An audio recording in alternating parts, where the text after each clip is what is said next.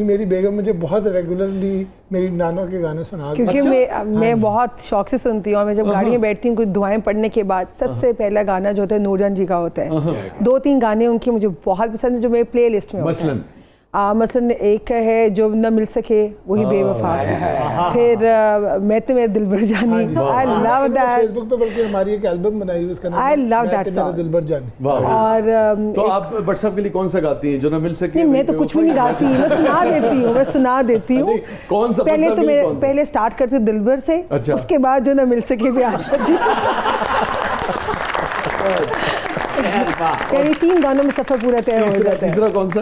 मैं तेरे संग कैसे चलूं सजना। अरे आई लव दीज 3, मतलब सारे गाने बहुत अच्छे, नहर वाला पुल हो गया, बाकी बहुत अच्छे हैं। ये 3 गाने जो है ना मुझे बहुत पसंद है। तो मैम अगर किसी और का गाना सुने तो मसाला तेज हो जाता है क्या बात? नहीं, मसाला फिर रह ही जाता है ना, वो ना खुशबू रहती ना कोई फिल्म कहती जो मर्जी कर दे रहो। मैडम नूरजहां जैसी ओरिजिनलिटी कहाँ से लाएंगे? ना वैसी गायकी रही, ना वैसे मसाले रहे। वो पूरा ना एक मतलब इट वाज ऑफ कोर्स उनकी आवाज थी, लेकिन वो एक कंप्लीट पैकेज था ना, उनका ऑरा इस तरह का था। एस्थेटिक्स बहुत अच्छी थी, है ना? सर मैंने तो 1982 में पाकिस्तान बनने के बाद वो इंडिया एक दफा गई थी। जी जब दरीप साहब ने उनका तारुफ कराया था और तो देखा दिलकश दिलफरेब हस्ती से फिर मिलना अगर मुयस्सर हो तो इंसान की अक्ल, उसका इदराक, उसके अल्फाज जो हैं उसके एहसास की तर्जुमानी नहीं कर सकते। लकीली मैं उस टाइम पे 7-7.5 साल का था। I travelled with her. हम ऑलमोस्ट 1 महीना इंडिया रहे थे और it was unimaginable the amount of respect which she received over there. और मेरी तो उस टाइम पे मतलब हालांकि वो बहुत छोटा था, लेकिन तमाम मतलब फिल्म एक्टर्स, सब पॉलिटिशियंस, सबसे मुलाकात हुई थी वहाँ। इंदिरा ने भी बड़ी जी मैडम इंदिरा गांधी से, फिर अमिताभ बच्चन साहब से, दिलीप कुमार साहब से तो डेली की मुलाकात होती थी, यश चोपड़ा साहब से। तो उन दिनों फिल्म सिलसिला की शूटिंग हो रही थी। फिर वंडरफुल मेमोरीज। और जो एस्थेटिक्स की बात आप कर रहे हैं, और दिलीप साहब को यूसुफ कहती थी। जी हम पुरानी वीडियोस देखे ना। यूसुफ जी ने इतनी प्यारी बातें की हैं जो मैं सिर्फ महसूस कर सकती हूँ, उनका जवाब नहीं दे सकती। दिलीप साहब को मेरे नाना अल्लाह जन्नत नसीब करे शौकत हुसैन रिजवी साहब ने लॉन्च किया था। सो ये लोग पार्टीशन से बहुत अर्सा पहले से they all knew each other। क्योंकि फिल्म भी थी ना मैडम की दिलीप साहब, जुगनू।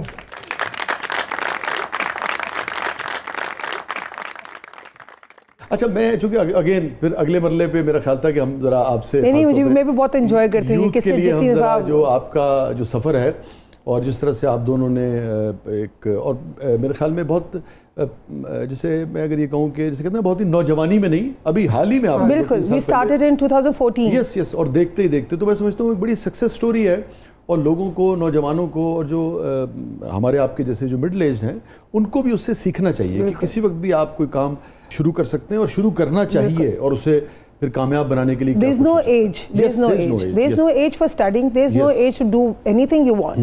कि आप दोनों को अचानक क्या सूझी कि भाई ये घर का है? जब आपका ब्रांड नहीं बना था हमें तो तब भी आपके खाने मिल जाते हैं, ठीक है ना? और फिर पता लगा कि भाई ये घर का जो है वो हर एक जो है वो actually we used to post also, not me, Ali used to take pictures और पोस्ट करना है। जो आप बनाती थी? जो मैं बनाती थी, जैसे होता था कि आज ये बनाया, just random, like not intentionally नहीं था कि लाइक बताने। हरी से बहुत खाएं। Thank you ji, thank you so very much. तो बस हम लोगों ने इस तरह पोस्ट करना एंड पीपल स्टार्टेड सेइंग कि are you taking orders, are you doing professionally? तो मैं सोची थी प्रोफेशनली तो मेरा इस तरह का खाना नहीं है। फिर सडनली एक दिन मुझे अली कहते मेरे दोस्त ने खाना बनवाना है, so are you able to do it? मैंने कहा अच्छा कितने लोगों के? 10। में कहा ये तो आम बात है, माशाल्लाह से मेरे घर के देवर वगैरह सारे माशाल्लाह से कश्मीरी हैं, तो मैं कहा इतना तो खाना हमारा एवरेज बनता है, इससे ज़्यादा बनता है। तो मैं कहा ठीक है, 10 लोग भी हो तब भी 20 का बनाना पड़ता है। एग्जैक्टली। और छोटी हांडी मैंने पकानी नहीं आती, आधा किलो की हांडी तो सवाल ही नहीं पैदा होता कि मुझे पकानी आए। पहले ऑर्डर का पोस्ट किया तो लोगों ने बड़ा अप्रिशिएट किया कि क्वांटिटी भी बहुत अच्छी है। जैसे हमें पता होता है 1 किलो, एक्चुअली 1 किलो होता क्या है लोगों को नहीं पता। लोग क्या करते हैं कि वो 1 किलो जो लेते हैं उसको साफ करवाते हैं 850 ग्राम 750, तो वो इतना सा हम मैं साफ करके 1 किलो गोश्त हमारे घर में जैसे आता है तो मैं इसी तरह ही देना शुरू की जो हमारे घर में बनता है। तो that made a lot of difference. अच्छा, लोगों को पता चला कि अच्छा ये बाजारी वाला काम नहीं है, ये एक्चुअल घर का टेस्ट है। नाम फिर कैसे आपके जहन में आया कि भाई घर का है? मेरा सबसे छोटा देवर कुकी, हमजा माशाल्लाह से, अहमद अली भट्ट से छोटे, अहमद अली इन सबसे छोटा है, अच्छा, तीनों भाइयों से छोटा है। तो हम लोग बैठे हुए, तो मेरे एक दिन सोफे के पीछे खड़ा कहता है तो आप ये क्यों नहीं रखती, ये घर का है। अच्छा। मैं उसकी तरफ देखे, मेरे को नाम है। तो कहता है जब आपसे कोई लेता है तो वो यही कहते हैं जी ये घर का है, तो why don't you keep this name, ये घर का है। आई सेड यार ये भी, कहता है ये देखे बड़ा देसी भी है, और कुछ अरसे बाद ये YGKH बन जाएगा, तो वो तो मैंने अब कभी सोचे। मैं कहा ठीक है ये, अब वो माशाल्लाह से ऐसा 10-12 सालों में नाम चला कि हर इट चुको तो ये घर का, ये घर से घर तक पता नहीं कितने नाम शुरू हो गए। So that was the time हम लोगों ने स्टार्ट किया था ये घर का है।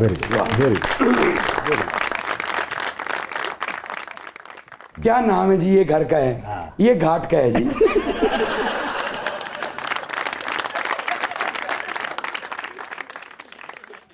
तो ये फरमाइए कि भाई मुख्तलिफ फेस्टिवल्स में हमने देखा कि भट्ट साहब बहुत ही गैर मामूली तौर पे आपका हाथ बटा रहे होते हैं, तो ये भट्ट साहब ऐसे ही थे शुरू से ही आपने ट्रेन कर दिया? नहीं, मैं काम ना कर सकती अगर मेरे घर के जो मर्द है, मेरे 2 बेटे और भट्ट साहब की मुझे सपोर्ट ना होती, मैं नहीं कर सकती थी। अभी मेरे जो टैंट्रम्स होते हैं, मेरे मूड स्विंग्स होते हैं, जो काम का प्रेशर होता है, ये बेयर करते हैं। अच्छा भट्ट साहब, वैसे भी किसी भी पार्टनर के मूड स्विंग्स को यानी कि समझना और फिर उसको लेके चलना, बर्दाश्त के लफ्ज़ पता नहीं कहना चाहिए कि नहीं, एक मुश्किल काम होता है। कुछ जाके उसके ऊपर अगर अपने कारोबार का भी प्रेशर है और उसको भी फिर फेस करना, तो कैसे आप ये हैंडल करते हैं?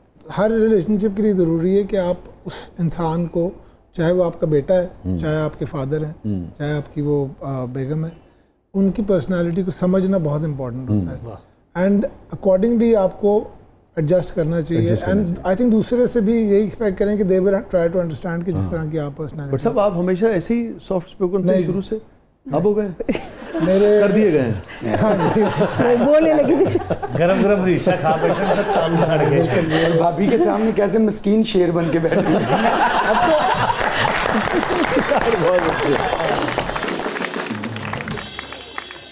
इनफैक्ट अगर आप मेरे भाइयों से पूछेंगे तो प्रॉब्ली अभी तक उनका वो वही उनके ज़हन में कि शायद मेरी तबीयत उसी तरह की है। वो तो बड़े होंगे ना, आप सबसे बड़े? जी मैं। हाँ, तो वो तो फिर आपका हक है।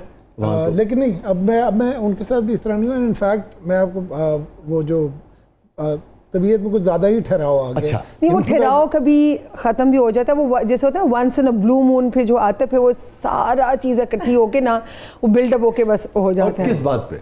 किसी भी बात हो, लाइक अगर सो रहे, मेरी थोड़ी सी हाई पिच है, I am not a very like low pitch नहीं है मेरी। इन्नी हाई पिच है कि प्यार का इजहार भी इंज कर देने, आई लव यू, समझ आ रही है ना? बस भी बहुत ज्यादा बात नहीं भट्ट साहब। भट्ट साहब आप बताएं, मैं ऐसे करती हूँ। इनका जी इससे वो ज्यादा। एक आपको बड़ा वो फेमस वो अली जा साहब और मैडम, अरे यस यस यस यस ये यस। वो वाला हिसाब है, तो नहीं। वो प्यार करेंगे। नहीं। ये कुछ ज्यादा ही हो गया आपके शो पे आके, ऐसा नहीं है। तेनू प्यार करना पेगा। नहीं।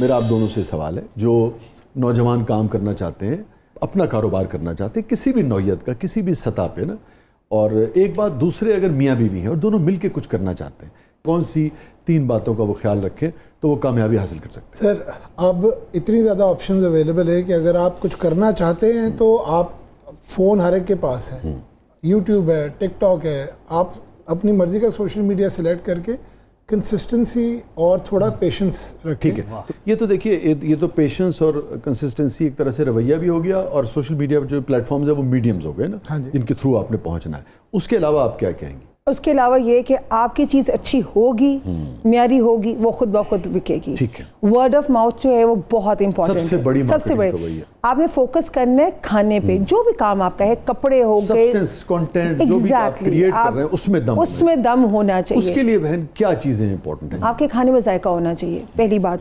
क्वांटिटी और क्वालिटी में कोई कॉम्प्रोमाइज़ नहीं होनी चाहिए।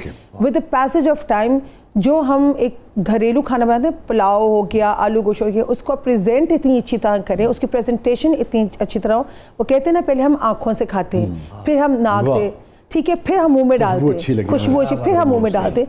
तो ये 3 चीज़ें आपकी अच्छी होनी चाहिए। बट साहब कोई कमी बेशी करना चाहेंगे बेगम साहबा की बात? वो आपने ट्रेडिशनल जो टेस्ट है ना, उसको आगे तक पहुंचाना है। उसको कैसे आप बरकरार रखते हैं हर मर्तबा कि भाई ये खाना जो लकी है थी क्योंकि इन्होंने अपनी वालदा से सीखा, अच्छा, फिर इन्होंने मेरी दादी से सीखा, ठीक है, और उस टेस्ट को इन्होंने फिर जैसे समझ लें कि अपनी मेहनत के साथ और अपने उसको फिर प्रैक्टिस के साथ उसको एक रटा लगा लिया, समझ लें कि भाई अगर कोरमे का ये टेस्ट होता है तो उसको ही फिर आगे कंटिन्यूएशन। तो क्वालिटी कंट्रोल कोई ना कोई तो आप उसको फिर बिल्कुल बिल्कुल। जैसे देखिए ना, बहुत एक छोटी सी बात है जो समझने वाली बात है कि अक्सर लोग ना, जैसे बच्चियां खाना बनाती ना, वो भुनाई क्या करती, भुनाई करती हैं और बस ख़त्म, बस घी आया तो ख़त्म।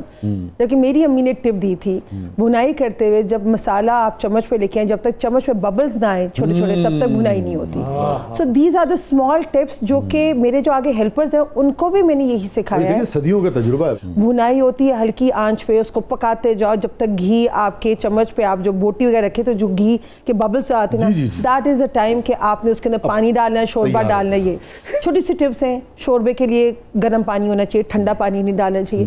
सो ये चीज़ें ऑलरेडी मेरे अंदर फीड हो चुकी हैं। सो तभी कोशिश यही होती है, माशाल्लाह से, ऑब्वियसली कंप्यूटर तो है नहीं हम लोग, लेकिन 85 to 90% चीज़ उसी तरह जाती है जो पहले किसी ने खाया होता है।